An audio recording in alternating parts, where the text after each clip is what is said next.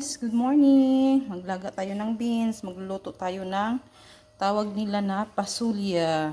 Ayan, nakababad na yan siya ng buong gabi. Kumukulo na, ikulo, itapon natin to. Saka tayo maggisa. Ito na guys, so sibuyas at saka bawang lang ito paghiwa ng bawang ko. Ayan, magigisa tayo. Olive oil yan, iluto natin. Pasulya ang tawag dito sa Lebanese food. Nagigisa na tayo. Ayan. At saka tomato paste lang ilalagay natin. Ayan. Yan lang siya. Yan lang ang ingredients. Tingnan nyo mamaya ang finished product. Guys, luto na ng ating pasulya. Ayan. Lagyan ko pala siya ng bay leaves at saka cinnamon stick.